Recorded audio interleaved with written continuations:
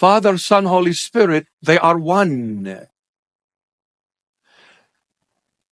They are all equal in nature and essence. No one is greater than the other. The Father is all God. The Son is all God. The Holy Spirit is all God. It's not 33.33% here, Father, and then 33.33 Son. No, 100% is the Father. 100% is the Son. 100% is the Holy Spirit. All God. One God. This God wanted to create someone from inside of him and bring him into existence on the outside of him. He wanted to create someone like him from inside of him and bring that someone onto the outer existence and call him his own son. This person was Adam, or this being was Adam. For as long as Adam was the Son of God, he spoke the language of love. He was like God, perfect. As far as the human level is concerned, he was perfect. God is perfect. God is holy. God is light. God is all life. God is everything that is good. For God to relate to someone else, that someone else has to be like God, perfect, holy, light, life, like God. Otherwise, there is no communication, there is no connection if that someone else is of a different image and likeness. When Adam broke God's word, the image changed. The likeness changed. The very image of Adam was based on love. When Adam broke God's word, that image of love changed into the opposite of it, hatred. Therefore, the consequences of the image being changed from love to hatred, from light to darkness, from perfection to imperfection, something happened on earth. A brother got up and killed his own brother. Cain killed his brother Abel. If Cain had loved his brother, impossible for him to hurt Abel. It was impossible. And when God questioned him about the well-being of his brother Abel, Cain replied with prejudice and he said, what am I? Am I the protector of my own brother? I don't know where he is. Yet he knew that he killed him. But he lied before God. Why? The image is being distorted now. The image is being replaced with another one of darkness. The human race were no longer able to speak the language of love. They were no longer able to speak the language of love. Without love, there is no life. What makes life life is love. With all love and respect to all the religions in the world, Islamism, Buddhism, Hinduism, Shintoism, all the isms, which they should have been wasms really. But all the religions in the world, they will tell you that life precedes love. The only place where it says that love precedes life is Christianity. And so true. Because if life was the very first thing to the beginning of everything else, what would I have done with a life that had no love in it? A life with no love is absolute hell. Do you want to know what hell is all about? Hell is a place where love is absent. Hell is a place where love is absent. And wherever love is absent, life is absent. So what is hell? Eternal death. And wherever there is no light, there is darkness. So what is hell? It is a dark place where death exists forever.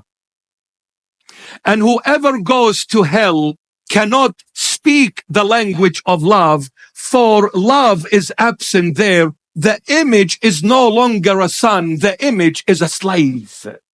For opposite to the son is a slave. Son, freedom, slave, in living in bondage. The Israelite nation were living in bondage, in slavery in Egypt for 400 years.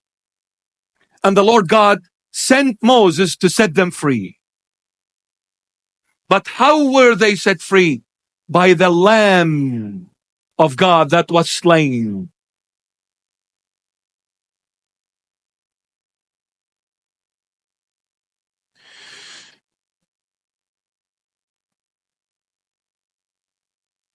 When we lost the image, the very image that God created us with and in and by, we lost the language of love.